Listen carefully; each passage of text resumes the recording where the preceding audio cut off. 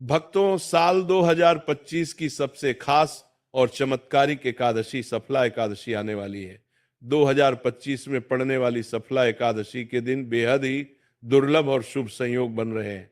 मान्यता है कि ऐसा दिव्य संयोग लगभग 111 वर्षों बाद बन रहा है, जब ग्रह नक्षत्र मिलकर एक अत्यंत शक्तिशाली राजयोग का निर्माण करते हैं। इस पावन दिन यदि कोई भक्त श्रद्धा और विधि विधान से एक छोटा सा उपाय कर ले, तो उसकी किस्मत को बदलने से कोई नहीं रोक सकता। लंबे समय से चली आ रही आर्थिक परेशानियां धीरे धीरे समाप्त होने लगती हैं, घर से गरीबी दूर होने लगती है और जीवन में स्थिरता आने लगती है। कहा जाता है कि सफला एकादशी के दिन माता लक्ष्मी अत्यंत प्रसन्न होती है।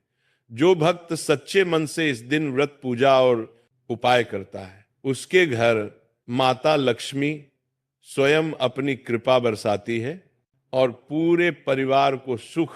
एकादशी 14 दिसंबर को या फिर 15 दिसंबर को पढ़ने जा रही है। सभी को शंका कुशंका बनी हुई है। तो आज हम आपकी इसी कंफ्यूजन को दूर करेंगे और साथ ही जानेंगे व्रत किस दिन किया जाएगा। 14 तारीख को करें या 15 तारीख को? सूर्य के मुख से एकादशी किस दिन है? द्वादशी युक्त जो श्रेष्ठ व्रत होता है वह किस दिन है? इस एकादशी का व्रत करना क्यों चाहिए, कैसे करना चाहिए? आप जानते हैं, ये एकादशी 220 वर्ष तक लगातार भगवान का तप करने से जो फल मिलता है वह एक अकेली इस एकादशी के करने से मिल जाता है।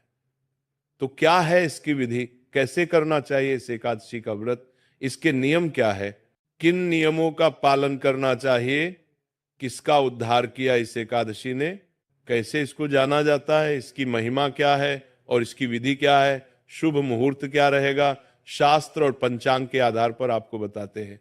कौन सी तिथि कब है, व्रत आदि कब करना है, क्या विधि है, क्या नियम है और क्या गलती नहीं करनी है।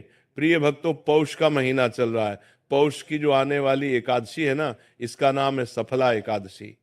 ये आपके जीवन में अनेकों प्रकार की सफलता लेकर आती है। ये आपके जीवन में अनेकों प्रकार के पुण्य फल ले आती है। अगर आप इसका व्रत करते हैं तो ये एकादशी आपके जीवन के सभी संकटों का नाश कर देती है। इसका वृतांत कुछ इस प्रकार से आता है कि चंपावती एक नगरी थी। उसमें महिष्मान नाम का एक राजा था। उस राजा के 4 बेटे थे। उन 4 बेटों में सबसे बड़ा जो बेटा था उसका नाम था लुम्पक। लुम्पक नाम वाला जो राजपुत्र था वो बड़ा ही पापी था, महापाप करता था, पर स्त्री के साथ गमन करता था, वेश्या गमन करता था, बुरे कर्मों में लगा रहता था और बुरे कर्मों में ही अपने पिता का जो धन था उसको नष्ट करता था और सदैव ही देवता, ब्राह्मण और वैष्णवों की निंदा किया करता था। इस प्रकार से वह सदा भगवान विष्णु के भक्तों की निंदा किया करता था। जब ये कुकर्मों के विषय में राजा को पता चला तो राजा ने उसे अपने राज्य से निकाल दिया। अब राजा ने राज्य से निकाल दिया तो वह विचार करने लगा कि अब कहां जाए, क्या करे। तो वह जंगल में रहने लगा और रात्रि में उसी शहर में चोरी करने लगा। वह राजा के राज्य में ही रात्रि को चोरी करता। चोरी करते करते वो मारने भी लग गया। जो धन नहीं देता उसको मार देता था। ऐसा करने से पूरे राज्य में भय का माहौल बन गया। अब लोग कई बार उसको पकड़ भी लेते थे, लेकिन राजा के डर से कि ये तो राजपुत्र है, वह छोड़ देते थे। तो जिस वन में लुम्पक रहता था उसी वन में एक बड़ा सा पुराना पीपल का वृक्ष था। वह लुम्पक उसी के नीचे रहा करता था, उसी के नीचे सोया करता था। रात्रि को नगर के जो लोग थे उनकी यह मान्यता थी कि ये जो वन है ये देवताओं का क्रीड़ा स्थल है, यहाँ पर देवता क्रीड़ा करने के लिए आते हैं। और उसी वन में वह लुम्पक उस पीपल के वृक्ष के नीचे रहता था। तो समय व्यतीत होते शीत ऋतु आ गई, पौष का महीना आ गया। तो पौष मास की कृष्ण पक्ष की 10वीं तिथि थी। वह जो लंपक नामक राजपुत्र था वह वन में पड़ा था और वस्त्रहीन था, उसके पास कोई वस्त्र नहीं थे। अब क्योंकि शीत ऋतु आ चुकी थी तो ठंड बहुत थी, तो ठंड के कारण वह रात्रि को सो ना सका। उसके हाथ पैर जो है वह सब अकड़ गए और सुबह होते होते उसे मूर्छा आ गई, वो मूर्छित हो गया। और दूसरे दिन जब सुबह हुई तो एकादशी का दिन था, मध्याह्न के समय पर। जब सूर्य की रोशनी उस पर पड़ी तो थोड़ी गर्माश आई। उसके बाद वो होश में आया, उसकी मूर्छा दूर हुई। होश में आने के बाद उसने देखा कि वो तो निर्वस्त्र है, उसे भूख बड़ी लगी है, तो भोजन की तलाश के लिए वो इधर उधर भटकने लगा। अब क्योंकि शरीर में ताकत थी नहीं तो जानवरों को मार नहीं पाया, किसी को मार नहीं पाया, इसी कारण वो अपने लिए भोजन की कोई व्यवस्था नहीं कर सका। अंत में उसकी दृष्टि कुछ कंदमूल और फलों पर पड़ी। वो वृक्ष पर चढ़ पाने की स्थिति में नहीं था, इसलिए जो फल नीचे गिरे हुए थे उन्हीं को बिना छांटे उसने एकत्र कर लिया। इसके बाद वह उसी पीपल वृक्ष के नीचे आ बैठा जहां वह पहले से रहा करता था। अब संध्या हो चुकी थी। अत्यंत दुखी मन से उसने भगवान से कहा, हे भगवान, ये कंद मूल और फल आपके ही हैं और आपको ही अर्पित है। आज आपने मुझे भोजन तक नहीं दिया, इसलिए इन्हीं से आप तृप्त हो जाइए। वह ये सब क्रोध और पीड़ा की अवस्था में बोल रहा था। ठंड अधिक होने के कारण और मन के कष्ट से उस पूरी रात उसे नींद नहीं आई। देखते देखते अगली सुबह हो गई। उसी समय द्वादशी तिथि प्रारंभ हो चुकी थी, परंतु उसे इसका ज्ञान नहीं था। इस प्रकार उससे अनजाने में ही एकादशी का व्रत संपन्न हो गया। दशमी तिथि को उसने भोजन ग्रहण नहीं किया, जिससे नियम का पालन हुआ। एकादशी के दिन प्रातः से संध्या तक उसने कुछ भी नहीं खाया। यह नियम भी पूर्ण हो गया। रात्रि को जागरण होने से जागरण का नियम भी अपने आप पूरा हो गया। इस प्रकार अनजाने में किए गए व्रत और जागरण से भगवान वासुदेव अत्यंत प्रसन्न हुए। भगवान हरि की कृपा से उसके सभी पाप नष्ट हो गए। पापों के नाश के साथ उसका मन और उसकी बुद्धि शुद्ध हो गई तथा उसके भीतर भक्ति का भाव जागृत हो गया। तभी उसने देखा कि उसके सामने एक सुंदर और सुसज्जित घोड़ा आकर खड़ा हो गया। उसी क्षण आकाशवाणी हुई, हे राजपुत्र, श्री नारायण की कृपा से तेरे समस्त पाप नष्ट हो गए हैं। अब तू अपने पिता के पास जाकर राज्य प्राप्त कर और राज्य का भोग कर। यह आकाशवाणी सुनकर वो अत्यंत प्रसन्न हुआ। घोड़े के साथ आए दिव्य वस्त्रों को उसने धारण किया और भगवान की जय जयकार करता हुआ अपने पिता के पास पहुंचा। भगवान ने पहले ही उसके पिता को संकेत दे दिया था, इसलिए उन्होंने उसका आदर सत्कार किया, राज्याभिषेक किया और स्वयं वन गमन कर गए। इस प्रकार इस एकादशी का अनजाने में व्रत और जागरण होने से घोर पापों में लिप्त लंपक नामक राजपुत्र को राज्य की प्राप्ति हुई। वह एक महान राजा बना और लंबे समय तक उसने राज्य सुख का भोग किया। उसने भगवान की भक्ति कभी नहीं छोड़ी। इसी कारण उसे धन, वैभव और समृद्धि सभी प्राप्त हुए और वह एक प्रसिद्ध राजा के रूप में विख्यात हुआ। इसलिए यही कारण है कि ये एकादशी अत्यंत महत्वपूर्ण मानी जाती है। भगवान श्री कृष्ण कहते हैं कि जो व्यक्ति इस एकादशी का व्रत करता है उसके सभी पाप नष्ट हो जाते हैं और उसे जीवन में सुख, संपत्ति और धन की प्राप्ति होती है। अंत समय में वो भगवान के धाम को प्राप्त करता है। ये महिमा है आने वाली सफला एकादशी की। शास्त्रों में कहा गया है कि 220 वर्षों तक तप करने से जो फल प्राप्त होता है वही फल केवल इस एकादशी का व्रत करने से मिल जाता है। इसलिए इस एकादशी का व्रत अवश्य करना चाहिए। यह भगवान विष्णु को अत्यंत प्रिय है।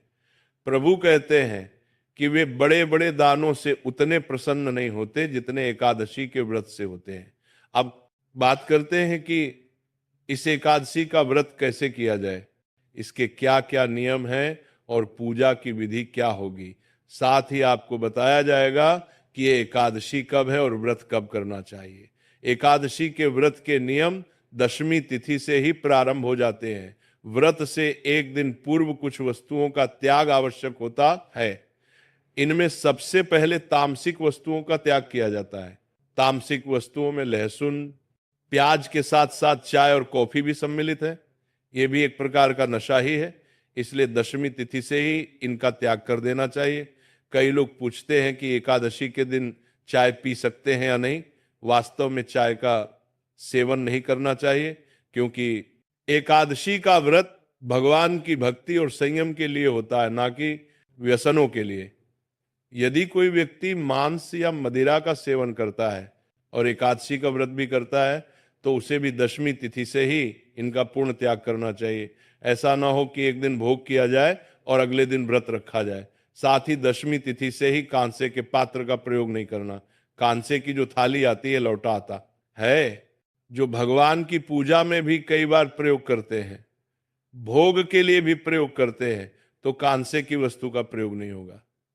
इन 3 दिनों में दशमी, एकादशी, द्वादशी शहद का प्रयोग भी वर्जित कहा गया है। एकादशी के अनुष्ठान में शहद प्रयोग नहीं होगा। दशमी, एकादशी और द्वादशी तीनों दिन हरी पत्तेदार सब्जियों में चने के शाक की मनाही है, बैंगन और मूली की मनाही है। इनका सेवन आपको दशमी तिथि को ही बंद कर देना है। मसूर की दाल भी आपको दशमी तिथि को नहीं खानी है। इस प्रकार से इन वस्तुओं का त्याग दशमी तिथि को, एक वक्त का भोजन दशमी तिथि को करने को कहा गया है। अगर आप इस नियम का पालन कर पाते हैं तो अवश्य कीजिए, और जो इस नियम का पालन नहीं कर पा रहे हैं, वह रात्रि को भी अगर अन्न खा रहे हैं तो ध्यान दीजिएगा कि तामसिक पदार्थों का सेवन बिल्कुल ना करें। रात को सोने से पहले दंत धावन अच्छे से करके सोएं, अच्छे से कुल्ला आदि करके सोएं, जिससे कि मुंह में अन्न का कोई दाना आदि ना रहे। और एकादशी वाले दिन सूर्योदय से पहले उठ जाएं। उठने के बाद स्नान आदि करके स्वच्छ वस्त्र धारण करके और पूजन करेंगे तो एकादशी वाले दिन स्नान आदि से निवृत्त होकर स्वच्छ वस्त्र धारण कीजिए और अब आप एकादशी का पूजन करेंगे। व्रत पूजन संकल्प करते हुए करेंगे। पूजन के लिए क्या सामग्री आपको चाहिएगी? सामग्री के रूप में आपके पास भगवान श्री हरि विष्णु की कोई तस्वीर या प्रतिमा होनी चाहिए। इसके अतिरिक्त उनको स्थापित करने के लिए जो चौकी आदि आती है वो लीजिएगा। उस पर बिछाने के लिए लाल या पीला वस्त्र ले लीजिए। रोली, मौली, पान, सुपारी, लौंग, इलायची, धूप, दीप, नैवेद्य, पुष्प, पुष्प की माला, इत्र और जनेऊ, ये वह सामग्री है जो आपको लेनी है। ये सारी सामग्री एकत्र कीजिए। एकत्र करके आसन लगाकर बैठ जाइए। एक लोटा लीजिए तांबे का, उसमें पहले थोड़ा सा गंगा जल भरिए, फिर शुद्ध जल भरिए। ये जो भी सामग्री आपने रखी है, जो स्थान है जहां बैठकर आपने पूजन करना है, भगवान का जहां चौकी लगानी है, उस स्थान पर और सामग्री पर फूल के द्वारा जल के छींटे दीजिए। लौटे में जो जल भरा है ना, उससे जल के छींटे दीजिएगा। ओम पवित्र अपवित्र वांग सर्वांग वस्थांग तो स्मरे पुंडरी काक्षम सभ्यंत स्वच्छ ओम पवित्र। इस प्रकार से जल के छींटे देखें। आप अपने स्थान को शुद्ध किया, पवित्र किया। अब आप चौकी को बिछाइए। चौकी पर लाल रंग का जो वस्त्र है, पीले रंग का वस्त्र है, उसको बिछाइए।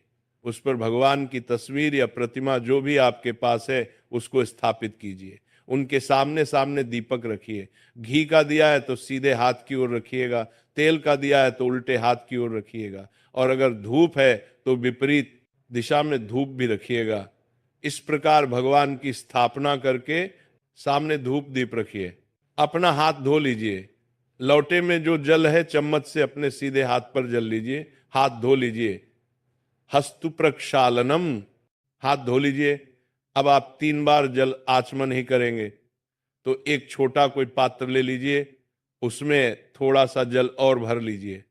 तो एक एक चम्मच जल अपने सीधे हाथ पर लीजिएगा और उसको पी जाइएगा। आचमनी में 6 मासा जल जो है वो अलाव है। जो लोग निर्जला एकादशी करते हैं ना, वो अभी 6 मासा जल से जल आचमनी कर सकते हैं। ये शास्त्रीय विधान है, भगवान ने स्वयं कहा है, उससे व्रत खंडित नहीं होता है। तो जल आचमनी का अभिप्राय है कि 2 बूंद जल अपने हाथ पर लेना है, आचमनी करनी है, फिर 2 बूंद जल लेना है, फिर आचमनी करनी है। इतना जल आप पी सकते हैं। एक एक मंत्र पर सीधे हाथ पर जल लेना है और पी जाना है। ओम माधवाय नमः जल लीजिए, पी जाइए। ओम केशवाय नमः जल लीजिए, पी जाइए। ओम नारायणाय नमः जल लीजिए, पी जाइए। ओम अर्शेषाय नमो नमः हस्तो प्रक्षालनम, हाथ धो लीजिए। हाथ धोकर अपने आप को तिलक कीजिए, मौली बांधिए।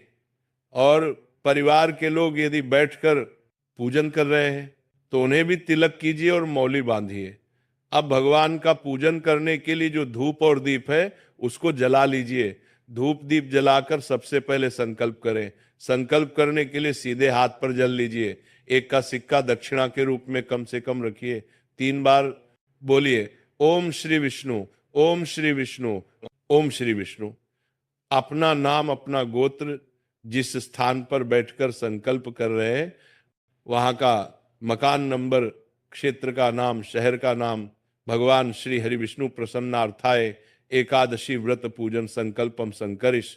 बोलिए 100 श्री विष्णु शरणो शरणम प्रपद्य, और यह संकल्प भगवान के चरणों अर्पित कर दीजिए। संकल्प करने के बाद अब आप भगवान का पूजन करेंगे। पूजन करने के लिए भगवान को पद्य अर्घ आचमनी अर्पित करेंगे। तो एक एक चम्मच जल उनके सामने एक पात्र रख दीजिए, उसमें छोड़िएगा ओम भूर्वस श्री नारायणाय नमः। एकादशी व्रत पूजन अंतर्गत श्री हरि विष्णु निमित्तार्थाय पद्य समर्पयामि। पद्य के रूप में एक चम्मच जल अर्पित कीजिए। ओम भूर्वस श्री नारायणाय नमः अर्घ्यम समर्पयामि। अर्घ के रूप में एक चम्मच जल अर्पित कीजिए। ओम भूर्वस्व श्री नारायणाय नमः आचमणि समर्पयामि। आचमणि के रूप में एक चम्मच जल अर्पित कीजिए। पद्य अर्घ आचमणि अर्पित करके अब भगवान को स्नान कराएंगे। तो फूल से भगवान को जल के छींटे दीजिए। और जिनके पास प्रतिमा है ना, वह शंख से भगवान को स्नान कराइए। शंख में जल भरिए और भगवान को स्नान कराइए। ओम भूर्व श्री नारायणाय नमः, श्री नारायणाय नमः, श्री नारायणाय नमो नमः। स्नानम जलम समर्पयामि। ओम नमो भगवते वासुदेवाय, ओम नमो भगवते वासुदेवाय। अगर आप शंख से स्नान करा रहे हैं तो ये मंत्र बोलते हुए स्नान कराइए। अब पंचामृत से स्नान कराएंगे। पंचामृत में शहद का प्रयोग नहीं होगा। कच्चा दूध, दही, घी, शहद के स्थान पर गंगा जल और शक्कर पंचामृत बनाइए। जो तस्वीर पर पूजन कर रहे हैं वह फूल पर लगा लीजिए और अर्पित कीजिए। भगवान को ओम भूर्व श्री नारायणा नमः, श्री नारायणाय नमः नमः, श्री नारायणाय नमो नमः। पंचामृत स्नान निमित्तार्थाय पंचामृतम समर्पयामि। तस्वीर है तो छींटे दीजिए जल के फूल के माध्यम से, और प्रतिमा है तो आप शंख में जल भरिए और स्नान कराइए। ओम भूर्व श्री नारायणाय नमः, श्री नारायणाय नमः, श्री नारायणाय नमो नमः। शुद्ध स्नान निमित्तार्थाय शुद्ध जलम समर्पयामि। शुद्ध जल समर्पित कीजिए। स्नान कराने के बाद भगवान को वस्त्र अर्पित करेंगे। वस्त्र के रूप में मौली का टुकड़ा तोड़िए और वह अर्पित कीजिए। ओम भूर्व श्री नारायणाय नमः वस्त्रम समर्पयामि। वस्त्रम उपवस्त्रम यज्ञ पवित्रम। जनेऊ लीजिए। जनेऊ पर रोली, कुमकुम आदि का तिलक कर लीजिए। जनेऊ अर्पित कर दीजिए। जनेऊ अर्पित करने के बाद भगवान को तिलक करेंगे। रोली, कुमकुम आदि का तिलक करेंगे। भगवान को तिलक करके इत्र अर्पित करेंगे। इत्र को फूल पर लगा लीजिए और भगवान को अर्पित कर दीजिए। इत्र अर्पित करके फूलों की माला है तो माला पहनाइए, अन्यथा पुष्प अर्पित कीजिए। फिर धूप दिखाइए, दीप दिखाइए और नैवेद्य अर्पित कीजिए। नैवेद्य के रूप में फल हो तो फल अर्पित कीजिए, मिठाई है तो मिठाई, अन्यथा मिश्री या बताश अर्पित कर दीजिएगा। और फिर जल आचमनी के रूप में एक चम्मच जल भगवान को अर्पित कर दीजिएगा। हाथ जोड़कर भगवान को नमस्कार कीजिए कि प्रभु आप हमारी ये पूजा स्वीकार करें। हम आज जो एकादशी व्रत कर रहे हैं उसके निमित्त ये पूजन हमने किया है। अब बैठकर आप एकादशी की कथा सुनिए। कथा सुनने के साथ ही विष्णु सहस्त्र नाम का पाठ भी सुनना चाहिए।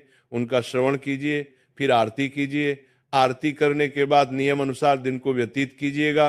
कथा के बाद यदि आप कोई कथा के निमित्त दक्षिणा आदि अर्पित करें या ब्राह्मण को यहाँ अपने घर पर बुलाए हैं कथा करने के लिए तो उनको दान दक्षिणा आदि देकर विदा कीजिए और नियमों के अनुसार दिन व्यतीत कीजिए।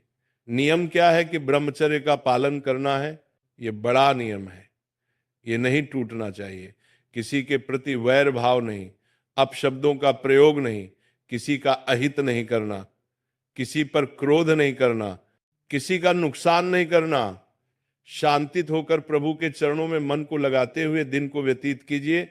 घर में किसी प्रकार का कलह क्लेश ना करें, क्योंकि भगवान नारायण विराजमान है। सायकाल को कीर्तन करना चाहिए। कीर्तन के लिए अगर